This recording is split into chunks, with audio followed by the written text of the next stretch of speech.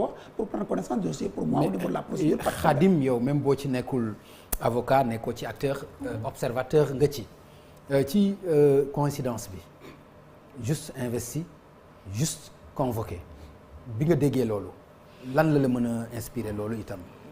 non pour man ñaar yooyu laalante wuñu parce que depuis juillet lañ ko fixé woon datu 2 novembre bi bon c'est que politiciens yi. mais aussi mais Barthélémy wax na fii que ni loolu amul moom personnellement.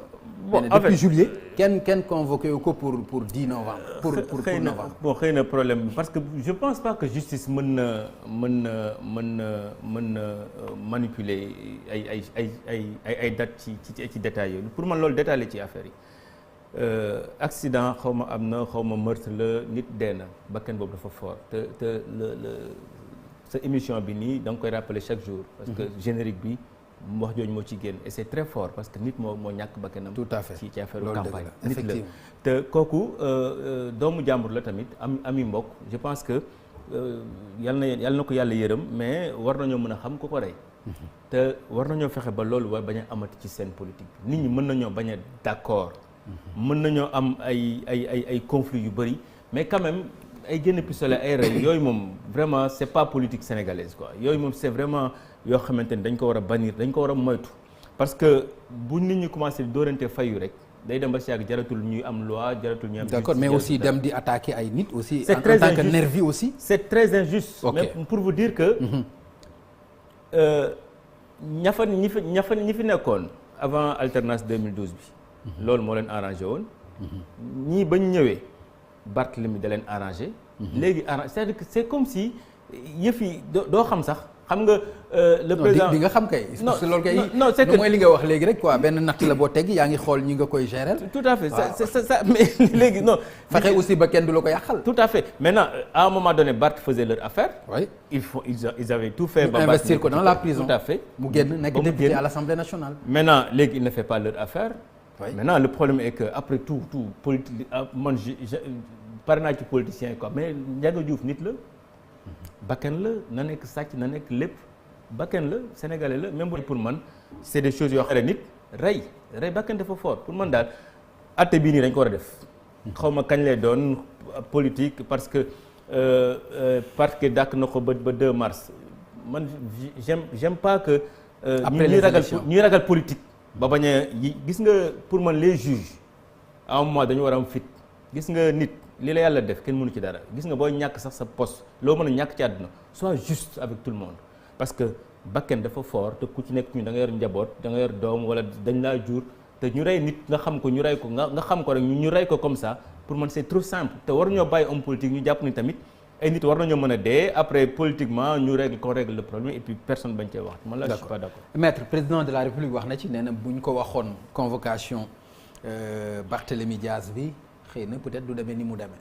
bon écoutez Pam Ngagne moi je regrette ça njiitu réew mi warul wax loolu non ku def appel dossier bu nekk au tribunal à la chambre correctionnelle de la cour d'appel ñu koy évoquer depuis janvier njiitu réew mi yoonam nekkul ci loolu waxu politique la rek waxu jotaay la loolu mënuma ko rafetlu parce que yoonu njiitu réew mi nekku ci kuñ ne dañ la tuumaal il se défend am na sañ-sañu moom défendre yoon am na sañ-sañu àtte njiitu réew mi loolu man mënuma ko rafetlu amul lu mu ciy wax saka bi ñu ko interpellé ci loolu dafa war a wax awma lu ma ci yéey yàbbi su ma yoon nekku ci loolu mooy taxawaayam kon man mënuma rafetlu loolu du cëram. mais est-ce que du def ci bëggoon raxasu rek liñ ni par exemple politique moo ci nekk. non xëy na président loxo ma ngi ci biir. non loo xam ne yow xam nga ne sa loxo nekku ca ndi mu demee sa loxo nekku ca parquet deful appel xam nga su nekkoon ne parquet moo defoon appel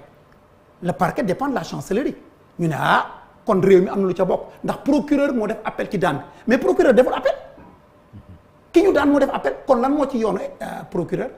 lan lañ ci mën a tuumale donc buñ la laajee donte waxtaan la loo xam ne bokku ca da ngay taxaw ne lii bokku ca gis nga ay ànd pour mu neex dafay lalu ci dëgg même bu nit ñi ñooy seet si la buggal ci lu ne da ngay jël la ca bokk nga tontu ca la ca bokkul nga ne lii bokku ca aw ma lu ma cay defar aw ma lu ma cay yàq su ma yoon nekkul kon man mënu ma rafetlu intervention boobu jàpp naa ne man mbiru justice njiitu réew ab ministre de la république ab ministre de la justice amul lu muy wax ci mbiru justice dafa war a observer une stricte neutralité benn réserve absolue.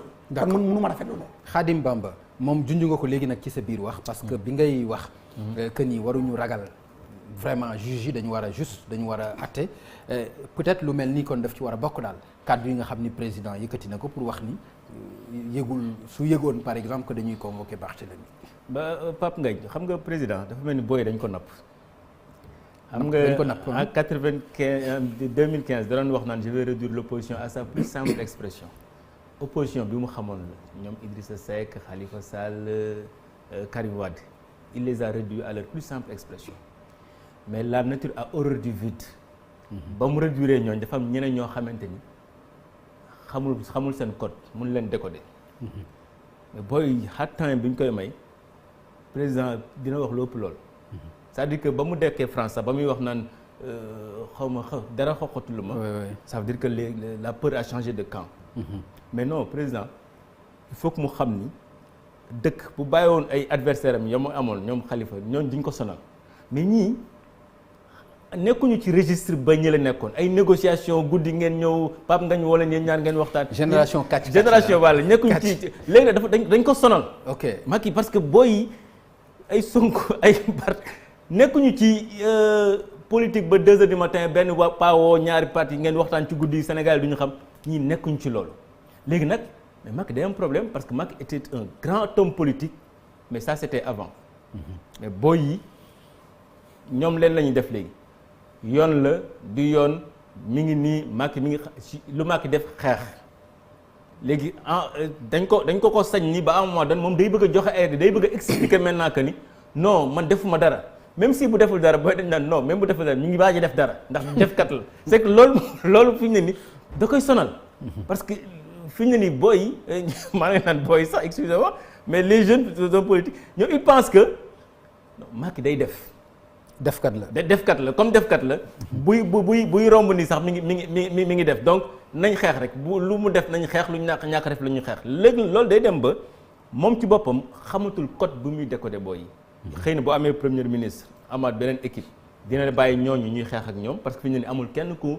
mën a affronter ñoom Sonko ñoom Barthélémy ñoom Bougane ak yu demee noonu amul ci parti parce que kenn amu ci dayoo boo xamante ni mën nga jàkkaarloo ak ñoom te ñoom bu ñu wax du ñu wax ak benn ministre le président Macky Sall la ñu waxal moom tamit fu mu amatee espace day bëgg justifier wu wane ni duma ci dara te yàlla xam ne mën na ca bañ a doon dara mais ñii ñoo ko wóolootul. il faut mu joxe ay gage. ñii ñoo ko wóoloo pour mucc quoi. voilà parce que ñii ñoo jàpp ni Khalifa fii la jaar. Karim fii la jaar donc keneen fii la ko bëgg a jaarale donc justice moom dootul nekkati instrument te il faut que état bi xam ne justice